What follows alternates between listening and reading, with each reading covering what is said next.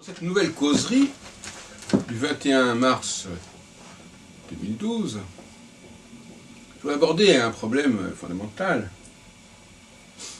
qui peut paraître paradoxal par rapport à des discussions que nous avons eues précédemment, qui est à dire la question de l'intérêt très relatif et très marginal de la division de l'écliptique en 12. Il semble que justement, en effet, l'astrologie se soit construite contre cette structure en 12.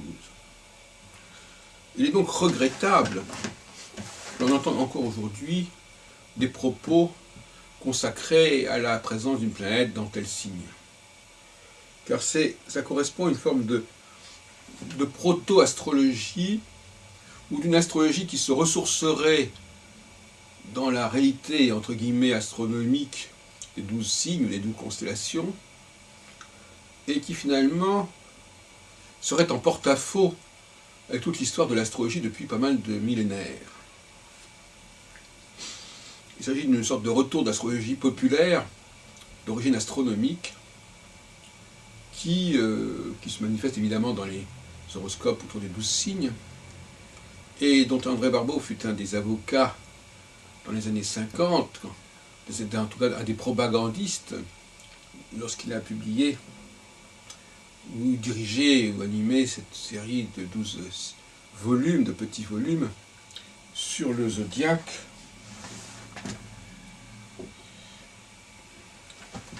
Et dans ce genre-là. Et effectivement, c'est une voie tout à fait secondaire. Et d'ailleurs lui-même, Barbeau, a rapidement pris ses distances par rapport aux 12 signes, que ce soit en astrologie mondiale avec son indice cyclique, qui ne s'intéresse guère à la nature des signes où se trouvent les planètes, ou que ce soit même dans la théorie des cycles, des intercycles entre deux planètes comme Saturne et Neptune, où là encore, la nature du signe où se trouve la conjonction est un point tout à fait secondaire et même dont on évoque à peine. Bien sûr, certains astrologues diront que la conjonction n'est pas du même ordre selon qu'elle est dans tel et tel signe, mais Barbeau avait bien compris en tout cas, que c'était un point secondaire et qui finalement coupait les cheveux en quatre, c'est le cas de le dire, et que finalement ce qui était important c'était le retour de la configuration entre les deux planètes, ou entre une planète et autre chose, et certainement pas spécialement le passage de la planète dans un certain signe.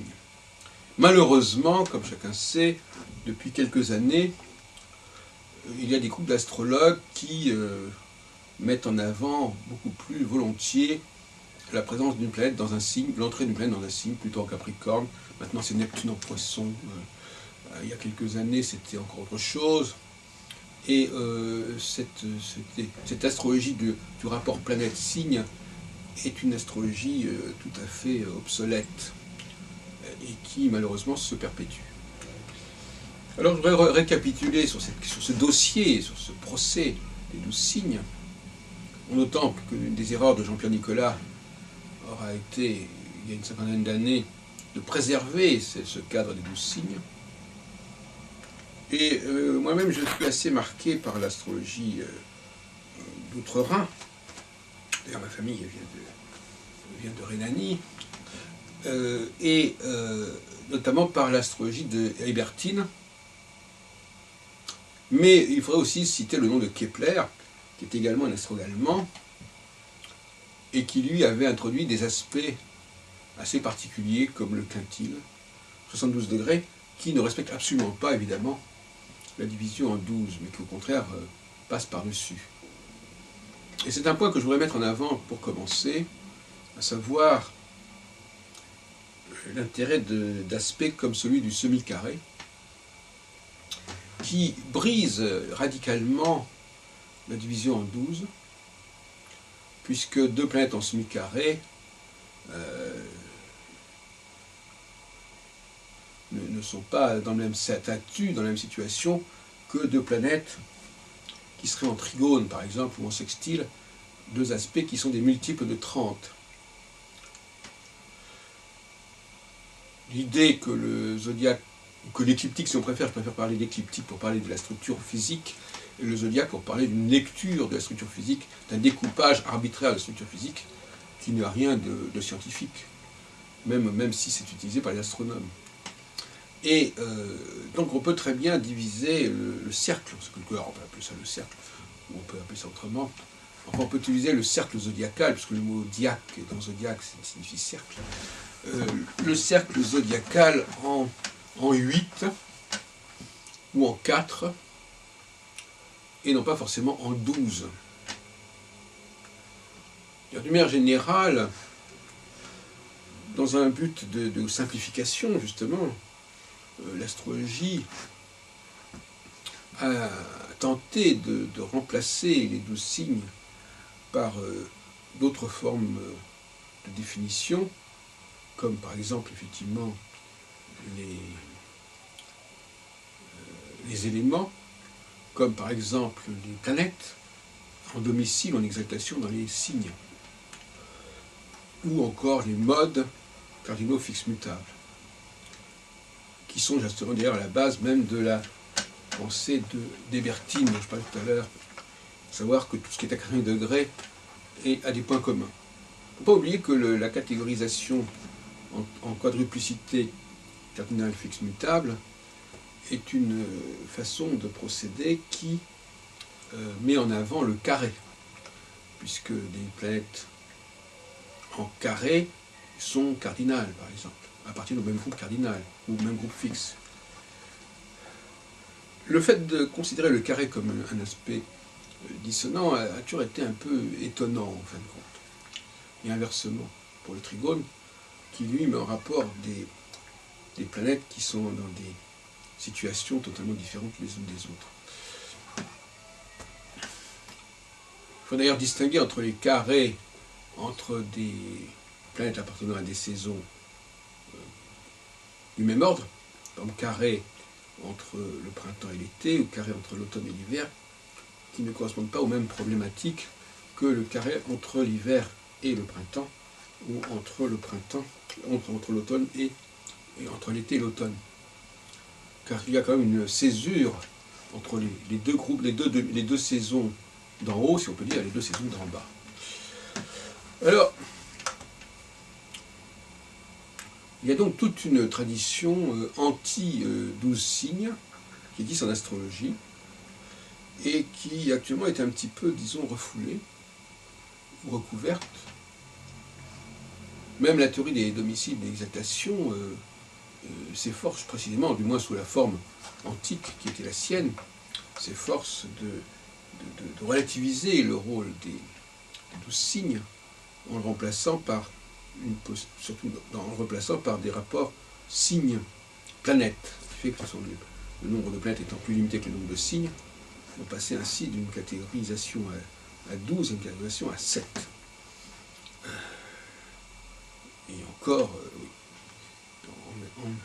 il y a le problème il y a le cas aussi du Soleil et de la Lune dans ce système à 7. D'où l'aberration, à mon avis, de vouloir rechercher 12 planètes pour 12 signes, puisque précisément le principe c'était au contraire de ne pas s'intéresser spécialement à la structure en 12 et de la remplacer par une structure en 7, avec des doubles domiciles ou avec une planète en exaltation, une planète en domicile. Donc là, cette nouvelle astrologie des 12 planètes est une façon de renforcer justement la question du 12, et ça va à contre-courant de l'astrologie qui veut remplacer le 12 par le 4 ou par le 7.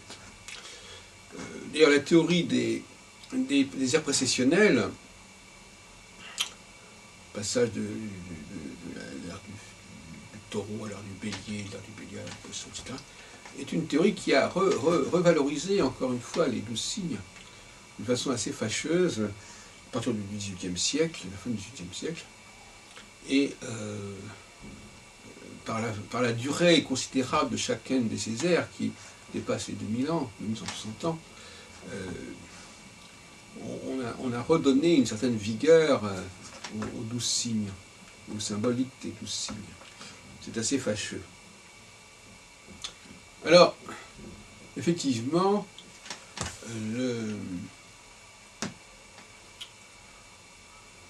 un point qui me paraît très important, et qui est lié à ce que je viens de dire en fait, c'est de renoncer aussi à l'idée d'un cycle de 12 signes. L'idée qu'il fallait étudier une planète à travers les 12 signes qu'elle traverse. Comme si ces 12 signes étaient une déclinaison des significations propres à la planète. En réalité, on va beaucoup plus dans le sens d'une division en 4 du cycle planétaire et non pas d'une division en 12. C'est-à-dire en 4 unités, 4 groupes qui sont évidemment plus importants que les 12. Et on voit bien d'ailleurs que dans le cas des planètes très lentes, une division en un seul tenant est aberrante, puisque ça correspond à des périodes qui sont totalement au-delà de la durée de la vie humaine. Il semble, d'ailleurs, la semaine, même le principe même de la semaine, qui est un principe fondamental dans les religions judéo-chrétiennes, même si elles ne le font pas exactement au même moment, que ce soit les musulmans, les juifs ou les chrétiens, montre bien qu'on est bien passé par l'idée de diviser en 4. La semaine étant le quart du mois, comme chacun sait. Et en fin de compte, le rythme hebdomadaire est finalement, pour beaucoup de titres, beaucoup plus important que le rythme mensuel. C'est toutes les semaines que l'on change on a un nouveau programme de télévision, beaucoup de choses paraissent une fois par semaine. Et donc, effectivement, la célébration du Shabbat, par exemple, c'est hebdomadaire, elle fait partie des 10 commandements. On pourrait multiplier le nombre d'exemples qui montrent bien que, certes, le mois fait 12 signes quand il est traversé par la Lune, mais qu'en réalité, nous avons plutôt affaire à 4 séries de 7 jours, qui sont eux-mêmes associés d'ailleurs au septénaire. Donc là encore, on a un exemple d'une volonté de la part de l'astrologie de se démarquer de la référence proprement brute de l'astronomie. Et c'est d'ailleurs une erreur de croire qu'astronomie et astrologie étaient confondues. Elles ne l'ont finalement jamais été. Et il a toujours été évident que l'astronomie fournissait des données brutes, que l'astrologie devait retravailler et devait réinterpréter à sa façon. Non seulement réinterpréter au niveau du signifié, mais également réinterpréter au niveau du signifiant, c'est-à-dire qu'est-ce qu'on garde des structures astronomiques. Donc effectivement, nous allons vers une astrologie où on ne va pas suivre le cycle d'une planète à travers les 12 signes, mais on va diviser le cycle sidéral entier en 4 saisons, en quelque sorte, au sens analogique du terme, 4 moments. Donc on va avoir un temps beaucoup plus court et on va avoir bien entendu beaucoup plus de répétitions, puisque le nombre de fois où il y aura le nombre de cycles de 7 ans, par exemple, sera évidemment beaucoup plus important dans une vie, beaucoup plus important que le nombre de cycles de 30 ans. C'est une évidence. Surtout quand dans des époques où on vivait beaucoup moins longtemps. Et donc, effectivement, on en a parlé récemment avec Denis Garçon, lors de notre colloque, à l'occasion de notre colloque Cycle des symboles, l'idée de faire le point tous les 7 ans est une idée intéressante. Que ce soit en lune progressée ou simplement lorsque la Saturne entre dans une nouvelle phase. À ce propos, l'intérêt d'avoir une astrologie du 4 et non pas du 1, le 1 étant la totalité du zodiaque, le 4 étant la division de l'écliptique en 4, l'intérêt de cela est qu'il y a bien sûr beaucoup plus de répétitions, beaucoup plus de cas de figure, de choses qui reviennent régulièrement, et effectivement, nous avons là une structure tout à fait intéressante, avec une régularité, une fréquence qui me paraît intéressante sur le plan statistique notamment.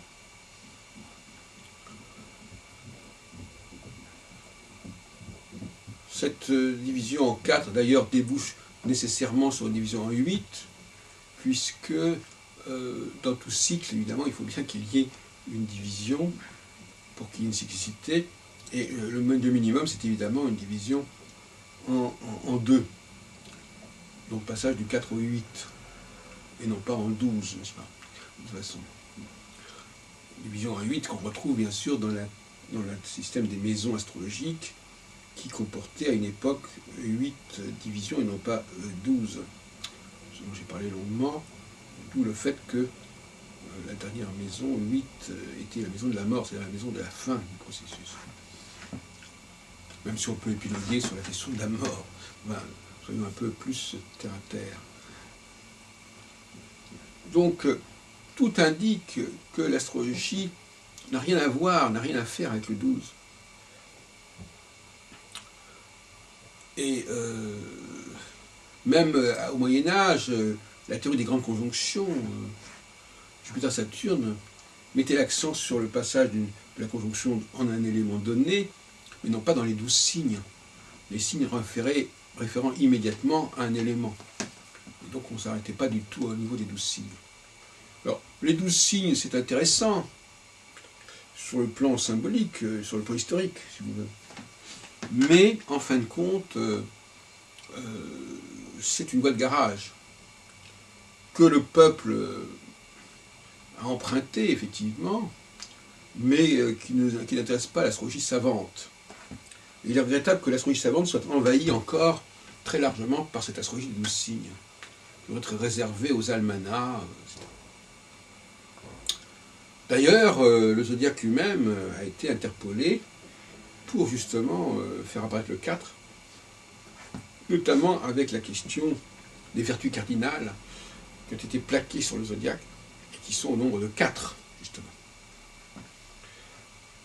La tempérance qui a donné le Verseau, la justice qui a donné la Balance, et puis les autres cas, par exemple comme la force qui aurait pu donner effectivement le Lion, et puis on continue à chercher un peu dans cette direction en ce qui concerne la prudence, qui pourrait être éventuellement liée aux Gémeaux, dans la mesure où la prudence est représentée par un miroir, comme d'ailleurs dans la tapisserie de la Dame à la licorne.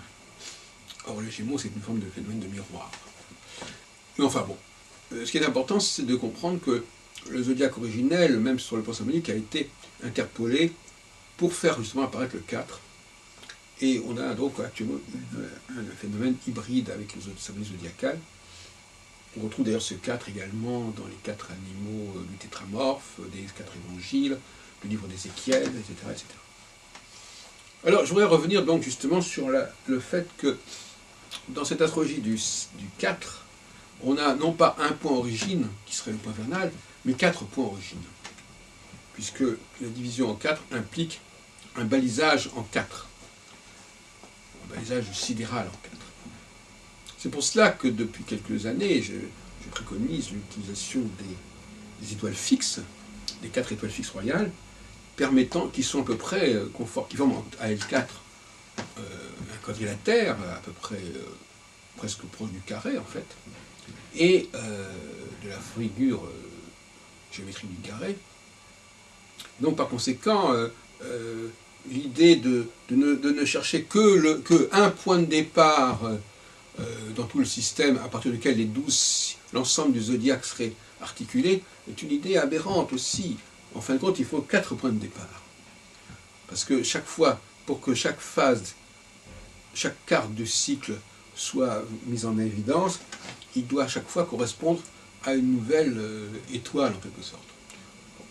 Donc, en fin de compte, il ne s'agit plus le clivage ne serait pas entre les astrologues sidéralistes et tropicalistes, entre les astrologues qui considèrent qu'il faut diviser l'écliptique selon 4 points stellaires, et ceux qui considèrent qu'il ne faut le diviser qu'en une seule, que par rapport à un seul point stellaire. Donc, comme quoi les choses évoluent. Donc nous avons là l'évidence d'une division en 4, une division en 8, et on sait aussi qu'il y a eu par la suite des ajustements qui ont amené à passer du 8 au 12, notamment avec les 12 maisons qui sont venues, donc 4 maisons sont venues se rajouter aux 8 maisons d'origine, ce qui est attesté d'ailleurs par le tarot, qui récupère effectivement notamment les maisons 9 et 10, qui se correspondent au pape et à l'empereur. Mais là-dessus aussi, on a aussi un syncrétisme, puisque on a une autre tradition qui attribue la maison 11 à quelque chose de positif, qui serait Jupiter, et la maison 12 à quelque chose de négatif, qui serait Saturne, en face de maison 6 qui serait martienne et négative, et du maison 5 qui serait vénusienne et positive. Donc tout ça, ça n'a rien à voir avec le système initial des maisons, qui est concerné beaucoup plus l'histoire de l'être humain, de sa naissance à la mort, et là on a d'autres facteurs qui se sont rajoutés, qui se sont collés par-dessus, avec notamment le cas de la maison 9, qui s'appelle chez Manilius la maison de Dieu, et qui explique probablement pourquoi on associe la maison 9 avec le pape dans le tarot, et avec la spiritualité dans l'astrologie traditionnelle des maisons astrologiques. Donc tout ça est assez confus, mais en réalité, les choses sont très simples. Les choses sont très simples. Division en 4 du cycle de Saturne notamment, ou de tout autre cycle. Division de chacune de ces 4 périodes en 2, sur une base yin-yang, ou Mars-Vénus, etc. Et puis voilà. Tout le reste, c'est du discours. Mais la difficulté, c'est évidemment de décanter tout ça, de dégrossir tout ça, pour évacuer les fausses routes, les fausses voies, mais en soi, le système, si on le présente de manière sans les polémiques autour de tout cela, le système est très simple. Polémiques qui sont indispensables, puisqu'il faut évacuer un certain nombre de fausses représentations, et ça demande souvent, ça exige souvent beaucoup de temps. Voilà donc ce dont je voulais vous parler à propos de ce passage du 12 au 4. Et le cas des recherches d'André Barbeau est intéressant parce qu'effectivement, il n'a pas compris ce principe. Et donc, quand il parle de son indice de concentration planétaire, il le situe globalement dans le zodiaque, pris comme d'un seul tenant, au lieu de considérer que les planètes qui sont en carré ou en opposition font partie d'un seul et même concept. Donc par conséquent, il aurait dû regrouper dans un même et seul même indice toutes les planètes qui sont en signe cardinal ou en signe fixe ou en signe mutable, respectivement. Et à ce moment-là, ça lui aurait évité de considérer l'opposition comme un aspect de détente, comme un peu incongru, de certaine manière. Donc je crois que les recherches en astrologie mondiale doivent suivre un peu la voie d'Hébertine et de son non-sigrade système, c'est-à-dire qu'effectivement, on considérera comme conjonctionnelles les planètes qui sont en conjonction, carré ou opposition, et qu'on peut mettre en fin de compte sur le même endroit. Qu'on peut c'est ce qu'on appelle plier le système 360 degrés en un système à 80 degrés. Alors ça, j'ai bien connu Hébertine, enfin, en tout cas j'ai suivi ses séminaires en 1971, donc il y a 41 ans, et effectivement,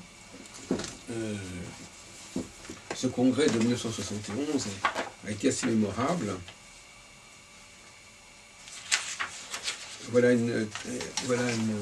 On retrouve ça on retrouve la photo de ce congrès d'ailleurs.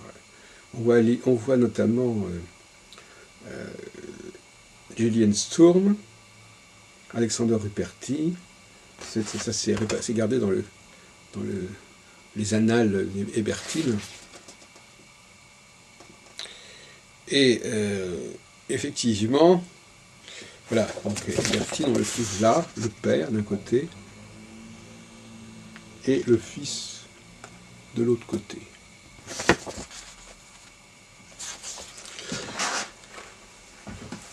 vous voyez que ma carrière astrologique a démarré avec ce congrès d'il y a 40 ans. On voit aussi Edith Wangman, on voit, je crois, aussi Zip Dobbins, Heinz, etc. Enfin, et donc, effectivement, on remarque effectivement Julian Storm, l'Australienne, qui organisera donc en 74 le congrès de Paris du Méridien, dans lequel je jouerai un rôle assez important.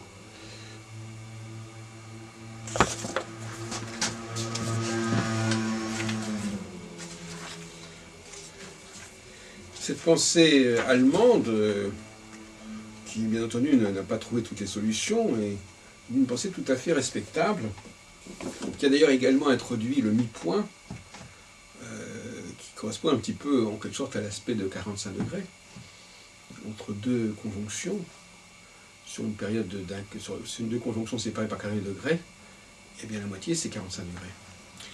Et donc effectivement, cette astrologie également allemande avait pris ses distances par rapport au zodiaque. Et il est quand même assez effrayant de penser qu'en 2012, on en revient à des catégories qui sont évidemment astronomiquement tout à fait pertinentes, puisque les astronomes savent ce que c'est que Neptune en Poisson, par exemple, ou que Pluton en Capricorne, mais qui correspondent à une sorte de point zéro de la pensée astrologique. Que l'astrologie n'est pas réductible à la seule réalité astronomique des 12 signes, des 12 constellations, des X planètes, etc. L'astrologie s'est construite par-dessus de ça, contre ça, et effectivement, c'est assez regrettable. Une fois qu'on assiste effectivement à une fin de cycle, et donc avec un nouveau cycle qui va commencer, et qui repart sur des bases beaucoup plus saines. Mais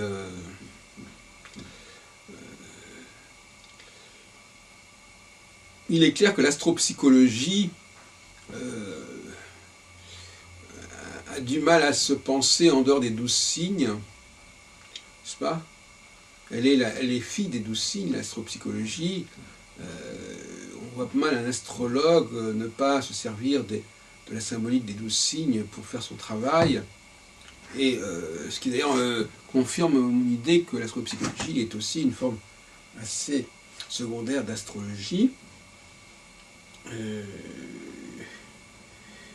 Et qu'on retrouve d'ailleurs effectivement dans les horoscopes des journaux. Donc c'est une sorte d'extension de l'astrologie populaire, en fait, plus qu'autre chose. La véritable astrologie n'est pas une astropsychologie au sens statique, du genre un tel est bélier ou taureau, etc., mais c'est plutôt une astrocyclologie qui implique un changement comportemental collectif avant d'être individuel.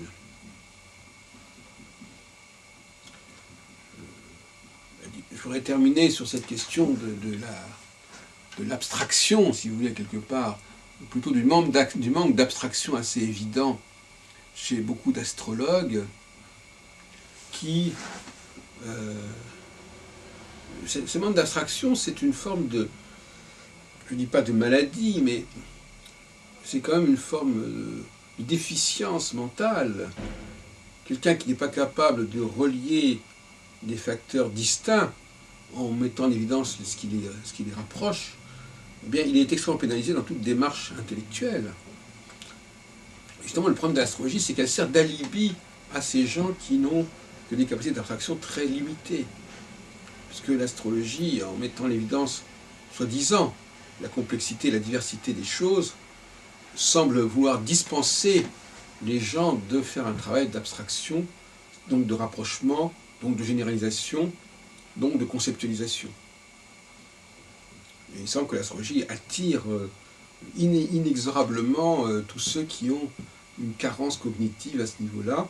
Et je pense que des tests de quotient intellectuel feraient apparaître ce genre de carence, si on les faisait passer aux astrologues qui défendent une astrologie constamment diversifiée. L'autre jour, par exemple, j'ai fait un exposé sur ce sujet au colloque Cycles et symboles. Et une personne m'a dit « Ah oui, mais vous savez, monsieur Heilbronn, vous devriez tenir compte du fait que Saturne était conjoint avec Aldébaran et non pas avec Antares. » Oui, il doit certainement y avoir une différence entre ces différentes conjonctions avec des étoiles fixes. Moi, je lui ai répondu que c'était pas le problème, que c'était déjà très bien de pouvoir rapprocher un maximum d'informations entre elles, et qu'on n'allait pas s'amuser à introduire des particularités, des spécificités à n'en plus finir.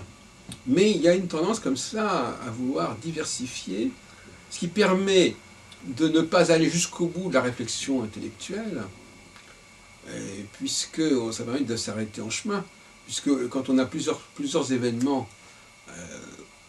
qui correspondent à des configurations par certains côtés différentes, mais par d'autres côtés semblables, eh bien, au lieu de faire le travail de les rapprocher, eh bien, on n'a qu'à dire non, la configuration A n'est pas la configuration B, donc je n'ai pas besoin de les rapprocher à tout prix. Donc c'est comme si c'était un processus de rapprochement qui n'avait pas nécessairement à aboutir, mais qui pouvait rester en plan, en quelque sorte, au milieu du gué. Voilà, donc effectivement, il y a un processus comme ça qui est assez étonnant. De la même façon, si on pousse les choses jusqu'au bout, l'astropsychologie, c'est une étude de l'individu. Alors, au niveau médical, il y a un fait qu'il y a une astrologie médicale qui s'intéresse aux 12 signes, puisqu'on a le fameux homme zodiaque. Mais en fait,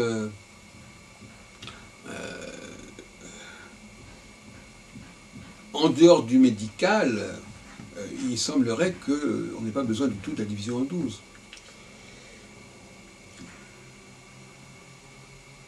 D'ailleurs, dans le médical, il y a des choses assez étonnantes, puisque la tête correspond au bélier, les pieds au poisson, et ça ne correspond pas véritablement à une évolution psychique très évoluée, très intéressante. Enfin, bon, j'ai signalé ce problème-là déjà en 1983 dans les mathématiques divinatoires, et j'avais même fait redessiner un homme zodiaque à l'envers pour mettre les forces et les signes supérieurs, enfin les derniers signes zodiacaux en haut et les premiers en bas. Enfin, c'est un autre problème. C'est assez anecdotique. Et donc, effectivement, même la notion d'individu est une notion qui trahit un manque de conceptualisation. Dire que nous sommes tous différents évite de réfléchir sur la question du masculin et du féminin, par exemple. Voilà, donc on a l'impression qu'il y a un certain nombre de personnes qui trouvent tous les prétextes possibles et imaginables pour ne pas avoir à réfléchir au sens strict du terme, c'est-à-dire pas avoir à approfondir, à creuser et à rapprocher les choses entre elles par-delà les éléments de différenciation qu'il faut relativiser. En multipliant le nombre de cycles et de phases, comme la division en 4 d'un cycle, et bien là encore, on force un processus d'abstraction dont pas mal d'astrologues se passeraient bien, et moins il y a de choses à rapprocher entre elles, mieux ils se portent. Et donc plus les cycles sont longs et plus les catégories sont diverses, et moins l'obligation de faire des rapprochements entre des événements et des situations et des personnes qui de toute façon ont des aspects différents par certains côtés,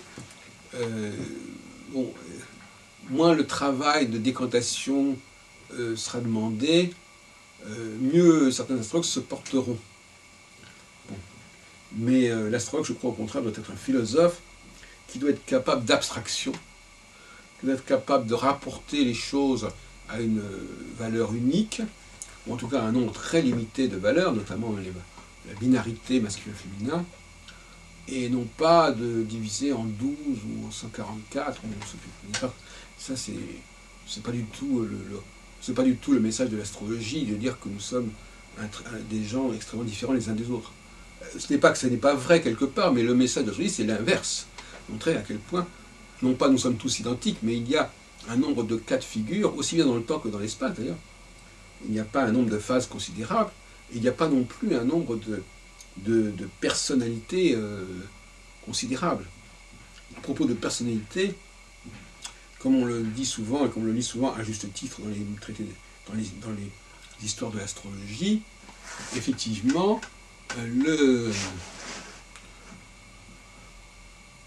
la notion d'individualité, la notion de personnalité doit être réservée aux grands, aux gens qui étaient notamment, on est en période d'élection, qui étaient justement censés représenter le groupe. Donc c'est un phénomène de représentation, pour employer une expression chère à Jean-Pierre Nicolas. Il y a l'individu, c'est celui qui est en représentation. C'est celui qui, en sa personne, représente le collectif. Et ce n'est pas ni un droit accordé à chacun d'entre nous, et de toute façon, ça ne correspond pas à la réalité. Si chacun représente le collectif, il n'y a pas de représentation, il n'y a pas de représentation du collectif. Donc c'est une aberration dans les termes. Donc il faudrait quand même que l'astrologie arrête de se relier à la notion d'individualité, qui n'est d'ailleurs pas du tout nécessaire, parce que de toute façon, c'est beaucoup plus intéressant que les gens se retrouvent dans un groupe donné, dans une catégorie donnée, et qu'ils en assument le destin collectif, entre les hommes et les femmes, par exemple. Et comme je disais l'autre jour à une de mes interlocutrices que j'ai interviewée, au Forum 104, il n'est pas du tout nécessaire. La plupart des gens qui sont intéressés par leur thème natal ont un problème d'adhésion et d'appartenance. Donc en réalité, en fin de compte, ils sont surtout dans un problème d'appartenance à un groupe donné, et c'est parce qu'ils ont échoué dans cette appartenance qu'ils se replient sur la problématique de l'individualité.